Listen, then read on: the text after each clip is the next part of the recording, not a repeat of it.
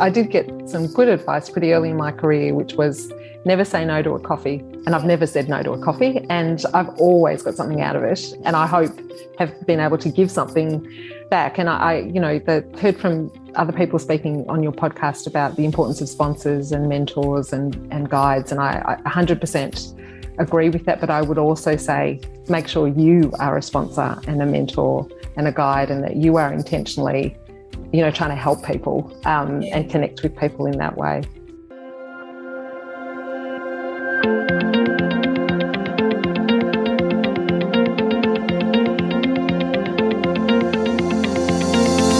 Hi, I'm Renata Bernardi, and this is the Job Hunting Podcast, where I interview experts and professionals and discuss issues that are important for job hunters and those who are working to advance their careers.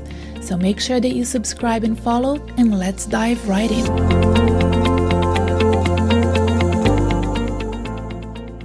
Moana Weir has over 20 years of executive experience working for large listed corporations such as Bupa, Seek.com, REA, and Melbourne IT. A lawyer by trade, Moana worked in legal, governance and company secretariat, regulatory risk, corporate affairs, and sustainability. About 10 years ago, she started building her experience as a non-executive director in the nonprofit, government, and community sectors. She is currently the chair of the Equal Opportunity and Human Rights Commission in the state of Victoria here in Australia, and she's also a member of People and Culture Committee at Movember, a leading charity changing the face of men's health globally. She has previously been the director of V-Line, a government-owned corporation that operates regional trains and coach services in the state of Victoria. I invited Moana to speak to us on building a portfolio of board appointments from her personal perspective, and she has also been great in her conversation with me in expanding on what other opportunities exists for executives that have different skills and experience from her own. We talk about how to start a board position, how to build a portfolio of opportunities, how it happened to her, and how it can happen to others. I have split this chat into 2 episodes, so this is part 1, and in this first part we will focus on board roles and how to start and build your non-executive directorship roles. On the second episode to be released next week, the number will be 105, we will focus on her role as chair, the difference between chairing and being a director, and her role as chair of the Victorian Equal Opportunity and Human Rights Commission. So make sure you subscribe and follow the Job Hunting Podcast if you're not doing so yet, so that you don't miss out on that second part of our interview. But before we begin, I want you to remember that we have recently updated the optimized job search schedule, where you can organize your job search routine. I have provided you with 3 different versions of schedules that you can use: full-time, part-time, and light job searching routines. There's a workbook for you, a short masterclass that you can listen to and make sure that you are on track with your job search. In order to access this document, please go to the episode show notes and find a link to download it, or you can go to my website, renatabernardi.com, and you will find it very, very easily. All right, so let's get on to our conversation with Moana. I hope you enjoy it. I'd love to start with you telling everyone about your career and telling us, about your background and how you ended up where you are today. Yeah, sure. So I studied law, arts law at Monash University, and I did my honours thesis in copyright law because I've always had an interest in that. I like writing. And so as a result, when I went and did my articles, so I ended up in a couple of sort of large top-tier firms, and I ended up in the IP area and in the IT area in those couple of firms, so Minter Ellison and then Arthur Robs, as it then was, so Allen's. And that was in the 90s, Renata, and it coincided very nicely for me with the tech boom, actually. And so, I've spent a large part of my career in the tech sector, and largely because of this interest in IP and IT, but also because I became very interested in the tech sector. So after I left the firms, which was after about 5 years, I went in-house, and I started my in-house career at Coles Myer, as it then was, and which was a great training ground for me. And I was in the IT area in particular. And from there, I went to my first GC, an executive role at Melbourne IT, which is was a listed company at that time, and started there, ended up there for about 5 years, and sort of expanded my remit to cover company secretarial, risk, sustainability, corporate communications, and also did some M&A, which I enjoyed, and ended up in the sort of integration of the businesses that we acquired, which I also really enjoyed. And at the end of my time at Melbourne IT, I went and lived in Paris, believe it or not, for a year. My then partner, who's in environmental research science, received a posting to Paris. And so I went there and sort of did some contract work for Melbourne IT, but mostly had a break for just under a year, which was wonderful. Tried some writing and came back quite refreshed from that and keen to stay in the tech sector. And so my next two roles was again in the tech sector, so with REA, which is realestate.com, and Seek, so 5 years each, and covering the same sorts of areas as at Melbourne IT. I should say at the end of Melbourne IT, I ran a small business division, so it was one of the businesses we'd acquired. And it sort of organically came from the fact that I was on the integration side, but I was also very interested in that business. So that was great. REA and Seek were fantastic. I did a lot of M&A at REA, and I was sort of tangentially involved in that at Seek. So really spent 15 years in the high growth listed sort of tech sector. And from there, I actually moved into health. And I went to Bupa for 3 years, and I did a range of roles there as well, which I really enjoyed. So I started as regulatory director, and then moved to become a strategic sort of business lead for a strategy project we were doing with Bupa Dental, and then became MD, acting MD for that business for actually it ended up being sort of officially it was around 6 months. Unofficially, it was more than that. Really enjoyed that role. And obviously, it's a healthcare provider, so very different type of business operationally to the sorts of businesses I'd come from. So great experience for me. Really enjoyed it. And then at Bupa, I also ended up as acting corporate affairs director after that role. So a very challenging role, but very stimulating. I learnt a huge amount. And, after that, which was a very intense period, I should say as well, the 2 years when I was, acting MD and acting corporate affairs director, decided to take a break. Thought I'd have a year off. The year ended March last year. And as it turned out, not a great time to really be looking for a new role March last year, as we all know. So actually, like quite a few people that I speak to, I had to change my plan, and we ended up we've got very lucky, have a beach house down on the Mornington Peninsula, and we ended up living there last year because my son was online schooling, and, we've got great internet access there. And, I took on a role September last year, an interim contract role with Victorian Land Registry Services as head of legal, company secretarial and risk, and finished that up just a few weeks ago. So it was a year term, and that's where I am now in terms of the executive career. Non-executive career, I've been doing board roles for around 10 years in the sort of not-for-profit government and community sector. So I started on a school board at the same time. I took on a role at Beeline as a director for 3 years, and I am on the VERIOC board, so the Victorian Equal Opportunity and Human Rights Commission board. I'm the chair there. I've been there for about 6.5 years and chair for nearly 5. And recently joined the People and Culture Committee at Movember, which is a fantastic global charity. Yes. I have so many questions for you. I thought we were going to start with the board roles, but I have so many questions about your career progression.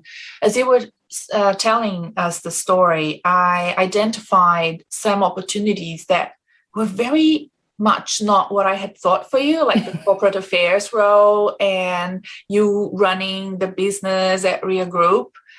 What think were the strengths that you showed at those times that made you take on those promotions and made people think of you for those opportunities that were outside? I mean, from an external perspective, it doesn't look like the linear roles that I would imagine. Yes, yeah. It was actually a small business division at Melbourne IT, but I was actually asked to run a business at REA and didn't take up the opportunity at the time for various reasons. But I think. Yeah, I definitely think I was listening to some of your podcasts, Renata, and you reminded me of that missing 33% TED Talk by Susan. Is it Colin? I don't know how to pronounce it. I say Colantuono, and Susan, if you're listening, which she does, so apologies. Let's talk later. I say it in a very kind of Italian, Colantuono. Colantuono. My best effort. Yes. Look, I was reminded to go back and visit that. So I had seen that TED Talk some years ago, but fantastic, when I watched, isn't it? I've watched it so many times. Yeah, it's brilliant. But actually, it's so interesting. It resonated so much more for me this time. I don't know why that is. It's probably because I've done so much more. I've done so many more executive roles since I first watched it. But, I just think it's so accurate. The fact that, and it's a particularly sort of female gendered thing that no one tells you that, this business, strategic and financial sort of commercial acumen is absolutely a ticket to play. And particularly when you're in, obviously, the corporate space and the listed company space. And I think for me, it's having curiosity about the broader business and where the part of the business that you run fits in that broader context, and having the ability to properly understand your stakeholders in that business. You cannot do any of that unless you understand the business and you understand the drivers and you're curious about how it all fits in and, what is the context in which you operate. So I definitely think it's that sort of curiosity and, the ability to really work with the stakeholders to understand that broader context, which, I think sort of singles you out as someone who could move across functions and also to ultimately run a business division. So the role running, the interim role running the Bupa dental business was not something I would have thought to put my hand up for. I was very fortunate to have a fantastic sponsor in the head of that business who suggested to me that I should put my hat in the ring for the role. And, I think for sure it would have been partially because as the strategic business lead, I'd, very much taken an interest in the broader business. And so I think that is absolutely one of the factors. But I also think, there's lots of things. I think being ready to take a risk and back yourself to take a risk, a considered risk, and I guess to be ready when there's opportunity to actually be ready to take that on and to know it is an opportunity and to identify it as so. Yes, I think so. And I mean, that takes some courage. Yes, because, I'd never run that was a 500 million revenue business. I'd certainly never run a business of that scale, and I'd only once sort of previously run a business, but I had lots of general sort of executive experience, and through the strategic project we'd worked on had a real understanding of the business. So I think those are the sorts of things. I'm also interested, I mean, you may not have realized this, maybe you do, but the fact that you have had such a rich career with lots of different experiences and living overseas and all of that really does prepare one for VUCA situations like the one we're currently going through, and, ending up in March and thinking, gosh, what do I do now? This is so, but,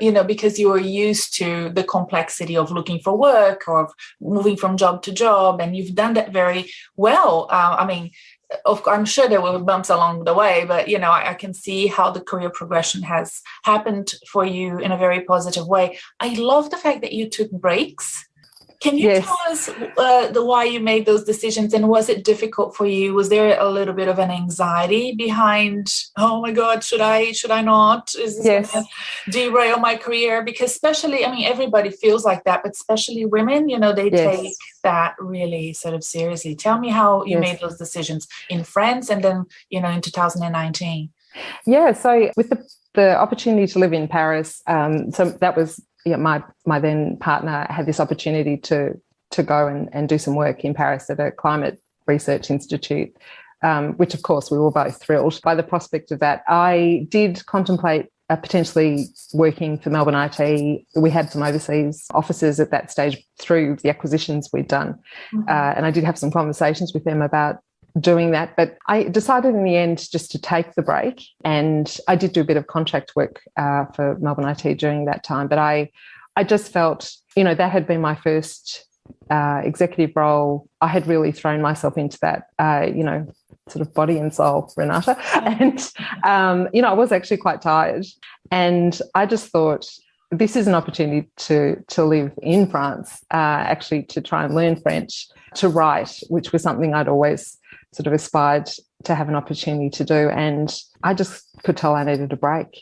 And so I was a bit nervous about that. I was, in my 30s, and that's generally the time where you really want to work pretty hard on your career, obviously. But, I just felt it was better for me at that stage just to have a break. When you came back to Australia, how long did it take for you to find a job? It was actually very quick. I found the REA role very quickly, and it was they actually had advertised somewhere, and so I applied, and I was very lucky that I got that role. So I actually, it was actually very quick. I don't want people to feel like, it will always happen that way, and, it will always be quick. But I think people can take comfort in knowing that it's okay to take a break. Life is not going to end, and your career will not derail if you decide you need to take time off, even if it's to stay in Melbourne at home. Yes, well, during lockdown. But it's so important. And I try to tell this to my clients all the time, Moana. That's why I really wanted to hear your story, because your brain functions differently when you're not under that stress. I'm a big fan of a bit of stress. I think it's good for your health, but that chronic, ongoing stress that sort of adds up and piles up, eventually it will overflow. Yes. And it will happen in a way that's not healthy for you. So taking time off during your very long career, we're working longer and longer hours, right? Yes. It's really great. And, you did that again in 2019. Was that different? Well, it was different because I had my son, and he was 12 at the time. And of course, we actually, in 2019, we did quite a bit of travel. And looking back, I'm so happy. I'm so happy that we did that, because then it was not possible, obviously, in 2020. But, we did some travel together with my son, which was just wonderful. And I did a screenwriter's course. I went to LA. You are serious about writing. Well, I've never sort of properly given myself the time to do it, but I just have this interest in film, and so I did the screenwriters course. I went to LA, and that was fantastic, and just really wanted to sort of replenish and use my brain in a different way. If I was going to have the break, I did think about, well, should I do a sort of vacation related course, and there's some courses that I've always had in mind on that front, but I just thought, no, this is the time to do what I would not ordinarily have a chance to do in my executive life, and I'm just going to feed my soul, and it was wonderful. Excellent. No, I really love that. And I'm also now, as you know, because we discussed this earlier, very interested in your board appointments and how you're growing that portfolio, and how you've sort of weave that into your operational roles, like doing that alongside as well, which is sometimes, hard to do. So can you go back to how it actually started and maybe reference, would it happen like that again now? Have things changed, since your first board appointment? Yes. So I, at the time of my first board appointment, I had been a company secretary for some time and operated at that sort of executive level in that board context, also as general counsel for probably 10 years before my first board role. And I was approached to join a school board. It ended up being the school my son went to, but my son was only 1 at the time, so I was an independent director when I joined. Was that a volunteer one, or was it a paid? No, it was a volunteer one. Okay. And, I'd always had an interest. I had an interest. It was obviously pretty adjacent to my executive career. And being in the education, it was appealing. The purpose part of it was appealing. So that was my first board. And then I was approached to join the V-Line board a few years after that, and actually, not long after that. So actually, I sort of had 2 board roles within a short period of each other, and I'd done the AICD course. Yes. So that was the other thing, which is an excellent that's course. The Australian Institute of Company Directors for those of you overseas, but they're equivalent training grounds for executives in every country, I'm sure. Yes. A lot of people in US, they do the Harvard one, but there are some other ones as well that are very good certifications. Yes, and they're very good. And, it actually helped me realise I knew a lot more about it than I thought I did, having sort of operated in that space. And so, when the opportunities came up, I was, relatively confident. The training and the confidence, and ready, yes, to take that on. So when you say people came to you and offer you those opportunities, were they professional network colleagues, or were they like the mom who is who goes to the same kindergarten as your son? I mean, how did that happen for that first one? Yeah, so the school one is just remains a very close friend of mine, and all her kids have gone through that school, and she was on the board, and she thought my skill set would be helpful for the school. So yes, it was through her. So that's a personal network. But I must say, to your point, and I think this is what you're getting at, Renata, with those network connections, neither of those connections had been formed by me with any sort of agenda that one day they would end up in board appointments. They were simply because I had connections, I'd formed connections with people. But your executive presence was showing through regardless. People knew what you did for work, and people focus so much on having a pitch and knowing what to say and when in fact all they need to do is operate in the right circles. So if you're listening, you have to attend events, you have to get out of your office and connect with people, and not just at meetings, at the water cooler, down at the coffee shop, and let people get to know you. You don't need to ask them for anything. They just need to know who you are and what you do. And I guess over time, very organically, Moana, you have been doing that to some extent, even without having a set agenda. Yeah, I suppose that is true. And I did get some good advice pretty early in my career, which was never say no to a coffee. And I've never said no to a coffee, and I've always got something out of it. And I hope have been able to give something back. And I heard from other people speaking on your podcast about the importance of sponsors and mentors and guides. And I 100% agree with that. But I would also say, make sure you are a sponsor and a mentor and a guide, and that you are intentionally, trying to help people and connect with people in that way. Yes, that you're absolutely right. Have you ever had to apply for a board role? Have you had that experience? I'm very interested in how that happens. And yes, so I applied. I recently joined the Movember People and Culture Committee, and that was part of a recruitment process. I must say I heard about the process through my network, but yes, I was part of that recruitment process. Is it very competitive? Was it very Yeah, it was run by an executive recruiter, and through a process that your listeners will be very familiar with. I had went through a number of interviews, and did my own due diligence, which I do with every board. Yes, and just through that process of interviews, got to know the culture of the board and the sort of culture of the directors and the organisation, and really very much thought it was a good sort of cultural fit for me and a fantastic fit on purpose. And did you find that the interviews and the way that you've done your resume was very similar to the way you would have applied for a previous role, a sort of a senior exec role? Yes, I suppose I was careful with my CV to really highlight the board experience. But I also, it was just a version of my normal CV, if you know what I mean. But I just... I love that. Yeah. I love that, because I think people make so many excuses not to apply for boards, saying, oh, I don't have the right CV. I haven't done a board CV yet. I'm like, look,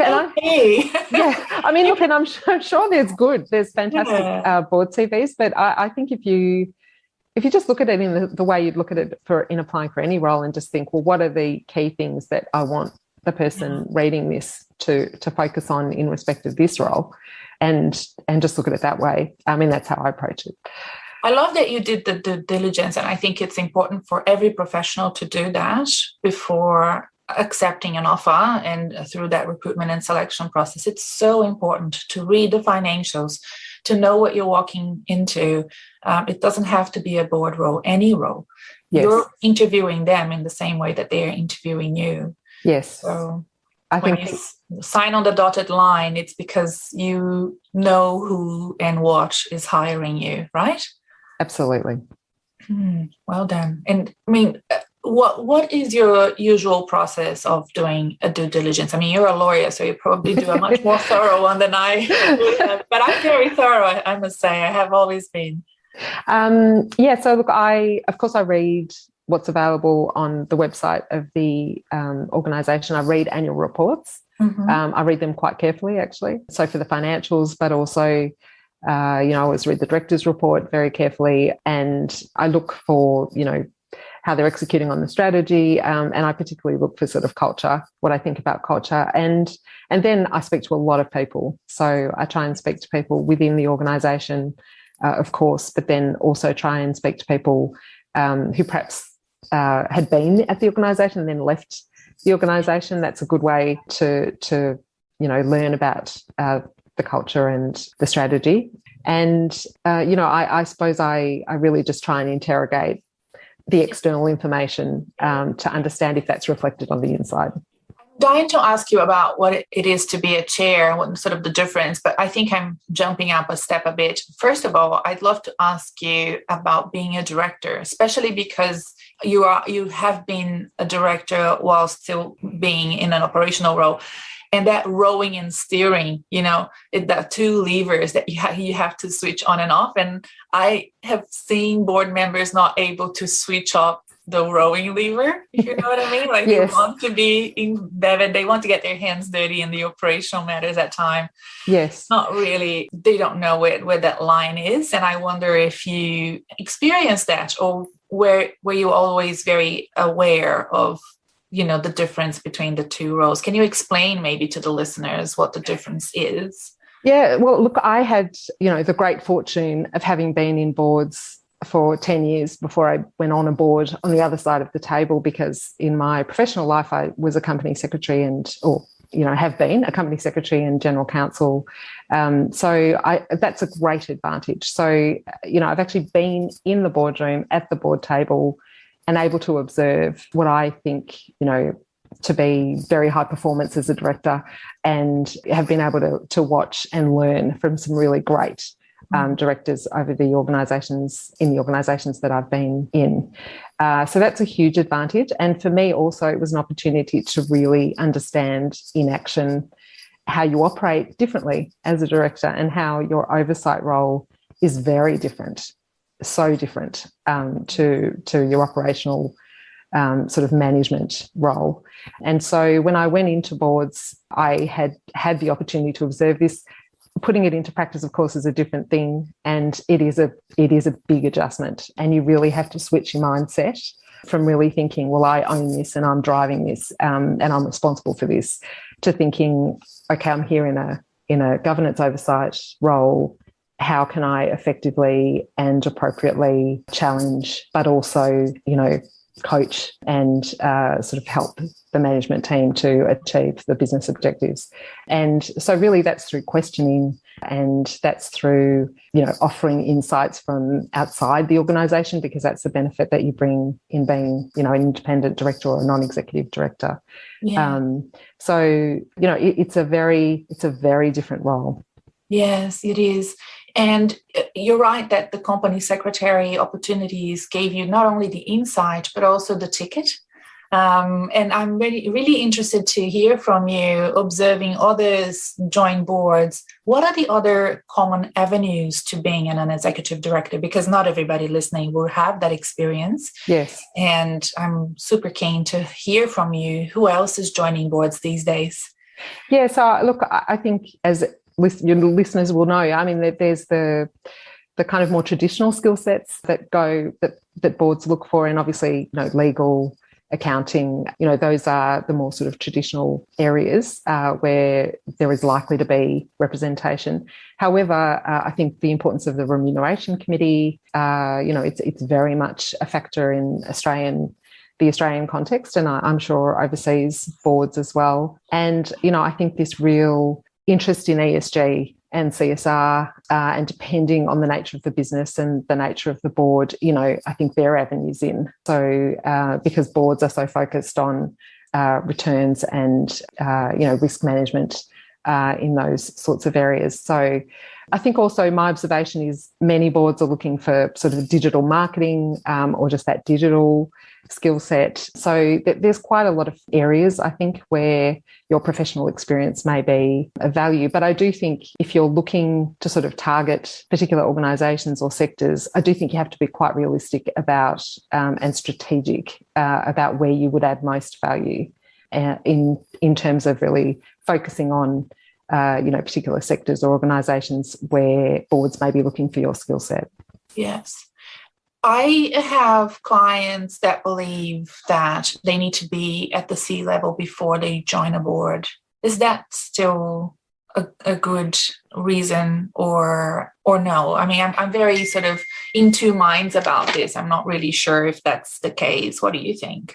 I think it depends, which is probably not a helpful answer. But as I said, it's important to be strategic and realistic about how valuable your skill set is in particular sectors. And if you have deep digital skills that would be welcomed in many organisations at the board level, then I think you've got a ticket to play in terms of targeting those sorts of organisations, whether you're at the C level or not. Now, of course, you would have had to have pretty deep experience. So, even if you're not at the C level, you'd need to be able to show that expertise and, have board members really appreciate what you could bring to the table. But I don't think it's necessarily a prerequisite. I had an interesting conversation with a recruiter who does a lot of board placements, and his comment to me was, that women, and this is not, he's very supportive of women executives and moving into board careers, but he said that women may not necessarily be at the C level in moving towards a board career, and it just seems that there are more men at the C level and potentially earlier in their career than women. And now that's just statistically proven to be the case. It's not necessarily where we'd like it to be. And so, his comment to me was, so women not at the C level can certainly be, making moves towards a board career. So, so I would say not necessarily, but... So that's the first myth there. And I think it's... great that you identified the key issue, which is the gender factor and the fact that women haven't yet achieved parity at C level, at partner level. And, that may make them select themselves out of the race because they don't think that they're senior enough. But if you have a deep expertise that is of importance and relevant to that sector, that organization specifically, then give it a go. You never know where it's going to take you. The other thing that people do often is join a not-for-profit board first. My issue with that is that they join too many and then they burn themselves out, because it is a hard job to do, even if it is a not-for-profit, right? Yeah, well, and it may end up being a lot more of a commitment on your time than a for-profit board, as we all know, because in the not-for-profit sector, you may be asked to actually roll up your sleeves and help occasionally with the sort of operational execution of things, purely because of the limited capacity. So is yes, it still an important sandbox still to train directors before they join a paid position? Is it necessary? Yeah, I don't think it's necessary, no. Again, my answer would be it depends. And for me, I mean, I have been in the sort of not-for-profit area in terms of my board roles, but that's been because I've been balancing with an executive career, and because it's given me an opportunity to pursue for-purpose, to work with for-purpose organisations, and to use my professional skill set in that capacity, which is something that's what I've wanted to do. Having said that, moving forward, I am looking to sort of expand my board roles if that's available to me to, the listed space and, the sort of for-profit private sector. But for me personally, it was intentional to go into that space. I don't think it's a prerequisite. It is a good way to sort of explore, as I have done, interests outside your executive interests, and to go into organisations that you wouldn't necessarily be exposed to, and to have an impact in that space. But if you don't have that drive, then I don't think necessarily it's for you. Yes, I'm glad that you mentioned that, because a lot of executives think that that's the only thing that they can do after they graduate from their full-time executive roles, and it's not. I mean, you're doing intern work. You've taken time off. You went and did a screenplay, training in LA. Like, you can do other things, and you don't necessarily need to just go and become an executive director. In fact, chances are you will not be able to, because there aren't that many positions. Am I right? That's exactly right. And I definitely think, if you think about your career in a very linear way, I think there is a chance you'll be disappointed because it's great. I think, well, my personal experience is it's great to have sort of broad goals, and it's great to target areas that you enjoy, and to look at characteristics of organisations where that play to your strengths. I think those are great things to have clear in your mind. But I think there's always that element of opportunism. And I think there needs to be that openness. You need to have an openness to, opportunities. And I certainly think in my career, I've really benefited from just having an open mind.